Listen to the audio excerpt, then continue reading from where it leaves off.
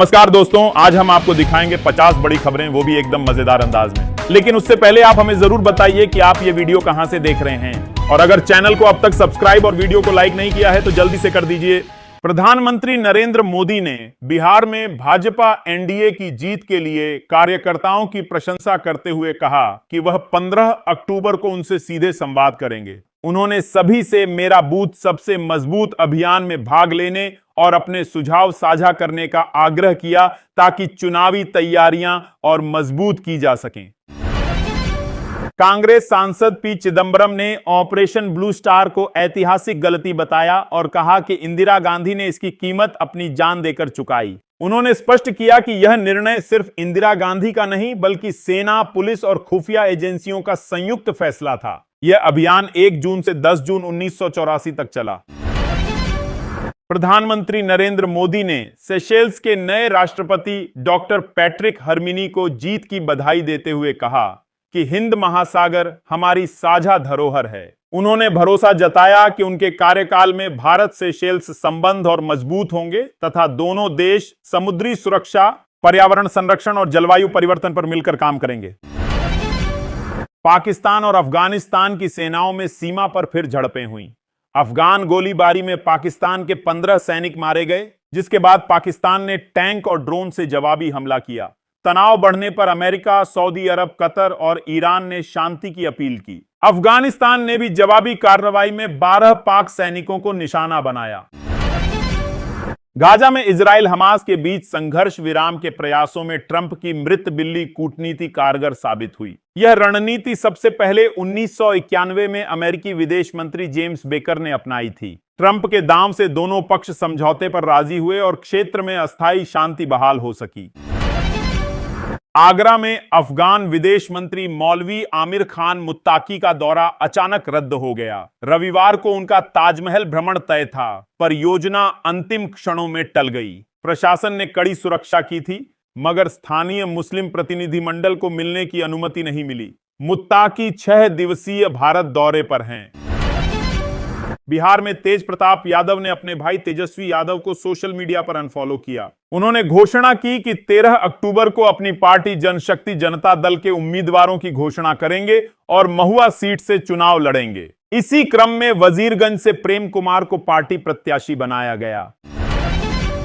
DGCA ने air India की उड़ान AI-117 की घटना पर बोइंग से विस्तृत रिपोर्ट मांगी है। 5 अक्टूबर 2025 को अमृतसर से बर्मिंघम की उड़ान के दौरान रैम एयर टरबाइन नहीं खुली थी। डीजीसीए ने सभी प्रभावित विमानों की जांच और सुरक्षा सुनिश्चित करने के निर्देश दिए हैं। बिहार विधानसभा चुनाव की तैयारियां तेज हैं। दिल्ली में जेपी नड्डा के आवास पर सीट बंटवारे पर अहम बैठक हुई, जिसमें नित्यानंद राय और सम्राट चौधरी भी मौजूद थे। चुनाव 2 चरणों में होगा। पहले चरण में 6 नवंबर को 121 सीटों पर और दूसरे चरण में 11 नवंबर को 122 सीटों पर मतदान होगा। प्रधानमंत्री मोदी ने दिल्ली में कृषि कार्यक्रम में किसानों से संवाद किया और उनकी योजनाओं की सराहना की। राजमाता विजया राजे सिंधिया की जयंती पर उन्हें श्रद्धांजलि दी। मणिपुर में 3 उग्रवादी गिरफ्तार हुए। केरल में 19 वर्षीय युवक की हत्या हुई और तेलंगाना में 33 वर्षीय आदिवासी महिला से दुष्कर्म के बाद मौत हो गई। अफगान विदेश मंत्री मौलवी आमिर खान मुत्ताकी की भारत यात्रा पर AIMIM प्रमुख असदुद्दीन ओवैसी ने कहा कि भारत को तालिबान से केवल बातचीत नहीं बल्कि पूर्ण राजनयिक संबंध स्थापित करने चाहिए। उन्होंने चाबहार बंदरगाह से अफगानिस्तान तक सीधा मार्ग बनाने का सुझाव दिया। वहीं भारत अफगानिस्तान बयान में कश्मीर का जिक्र होने पर पाकिस्तान ने आपत्ति जताई। केरल के वडाकरा में कांग्रेस सांसद शफी परम्बिल पर पुलिस हमले को लेकर शशि थरूर ने कहा कि यह लोकतंत्र पर हमला है। उन्होंने कहा, सांसदों को बिना डर के काम करने का अधिकार है। हिंसक झड़पों में परम्बिल घायल हुए और उन्हें सर्जरी करानी पड़ी। थरूर ने यह मामला संसद की विशेषाधिकार समिति में उठाने की बात कही है। दिल्ली के ज्योतिनगर स्थित जैन मंदिर में करवा चौथ की रात बड़ी चोरी हुई। सोने का कलश, जिसका वजन लगभग 30 किलो और कीमत करीब 40 लाख रुपए है, चोरी हो गया। आरोपी बिजली के तारों का सहारा लेकर छत पर पहुंचे और कलश ले गए। पूरी घटना सीसीटीवी में कैद हुई है। पुलिस संदिग्धों की तलाश कर रही है।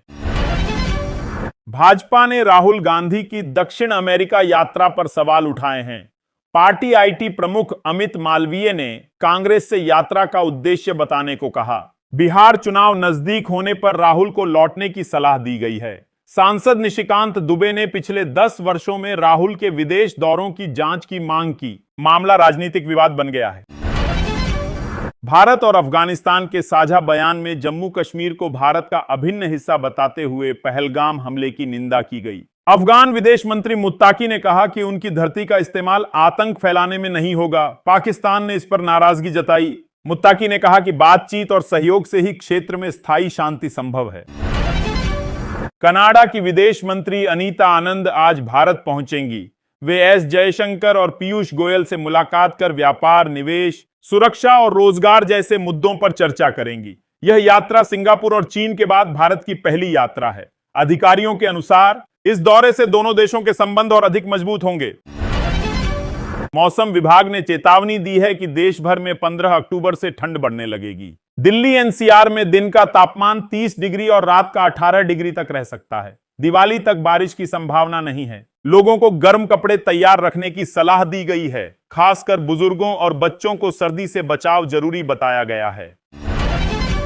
झारखंड के राज्यपाल संतोष गंगवार ने रांची में स्वदेशी मैराथन को ऐतिहासिक कदम बताया। उन्होंने कहा कि प्रधानमंत्री नरेंद्र मोदी ने देश में स्वदेशी भावना को मजबूत किया है। यह आयोजन देशभक्ति की भावना बढ़ाने के साथ आत्मनिर्भर भारत की दिशा में बड़ा संदेश देता है और लोगों को देशी उत्पाद अपनाने के लिए प्रेरित करता है। सुप्रीम कोर्ट में आज करूर भगदड़ मामले की सुनवाई होगी, जिसमें 41 लोगों की मौत हुई थी। अदालत मद्रास हाई कोर्ट द्वारा गठित एसआईटी की जांच पर फैसला सुना सकती है। इस मामले में तमिल अभिनेता विजय की पार्टी से जुड़े याचिकाकर्ताओं की दलीलें भी पेश होंगी। पीड़ित परिवारों को न्याय दिलाने की उम्मीदें अदालत से जुड़ी हैं। सीडीएस जनरल अनिल चौहान ने कहा कि उत्तराखंड की सीमाएं शांत हैं, लेकिन चीन सीमा पर सतर्क रहना जरूरी है। उन्होंने कहा कि सीमावर्ती गांव देश के प्रहरी हैं और सुरक्षा केवल सेना की नहीं बल्कि जनता की भी जिम्मेदारी है। उन्होंने बताया कि उत्तराखंड के लोगों का देश की सीमाओं की रक्षा में गौरवशाली योगदान रहा है। नागपुर में आरएसएस प्रमुख मोहन भागवत ने कहा कि संघ वहीं जन्म ले सकता था जहां त्याग और सेवा की भावना जीवित थी। उन्होंने शिवाजी महाराज के आदर्शों का उल्लेख करते हुए कहा कि स्वराज धर्म और राष्ट्र के लिए था। भागवत ने देशवासियों से निस्वार्थ भाव से समाज और राष्ट्र की सेवा करने का आह्वान किया। भोपाल एम्स में एक बड़ा घोटाला उजागर हुआ है। पुलिस ने गिरोह पकड़ा जिसने 1150 यूनिट ब्लड प्लाज्मा चोरी कर महाराष्ट्र की 2 लैब्स को बेचा। चोरी किया गया प्लाज्मा दवाओं में बदलकर अस्पतालों को महंगे दामों में बेचा जा रहा था। जांच में एम्स के कुछ कर्मचारियों की संलिप्तता भी सामने आई है। राजस्थान में दिवाली से पहले सरकारी स्कूलों में सजावट और मरम्मत का अभियान शुरू हो गया है। 11 से 18 अक्टूबर तक चलने वाले इस अभियान के तहत 65,000 से अधिक स्कूलों को रंग रोगन और पेंटिंग के लिए 15,000 से 2 लाख रुपए तक दिए गए हैं। स्कूलों को हल्के गुलाबी और पीले रंगों से सजाया जा रहा है। अफगानिस्तान ने पाकिस्तान पर जवाबी सैन्य कार्रवाई करते हुए 58 पाकिस्तानी सैनिकों को मार गिराया और 25 चौकियों पर कब्जा कर लिया। यह हमला सीमा उल्लंघन के जवाब में किया गया। पख्तिया प्रांत में भारी हथियारों से झड़प जारी है। पाकिस्तान ने 9 अक्टूबर को अफगान क्षेत्र पर हवाई हमले किए थे, जिसे अफगान सरकार ने संप्रभुता का उल्लंघन बताया है। उत्तराखंड के पंतनगर में आयोजित किसान मेले में मुख्यमंत्री पुष्कर सिंह धामी ने किसानों से आधुनिक तकनीक अपनाने का आग्रह किया। उन्होंने स्टॉलों का निरीक्षण किया और किसानों की समस्याएं सुनी। कार्यक्रम में समान नागरिक संहिता और नकल विरोधी कानून पर गोष्ठी भी हुई। मुख्यमंत्री ने कृषि क्षेत्र में नवाचारों पर जोर दिया है। मध्य प्रदेश के मुख्यमंत्री मोहन यादव ने बताया कि राज्य के 18 जिलों में 39 लाख से अधिक बच्चों को दवा पिलाने का अभियान चलाया जा रहा है। 67,000 से ज्यादा वैक्सीनेटर घर घर जाकर दवा पिला रहे हैं। उन्होंने कहा कि यह अभियान प्रधानमंत्री के नेतृत्व में बच्चों के स्वास्थ्य की सुरक्षा सुनिश्चित करने की दिशा में बड़ा कदम है।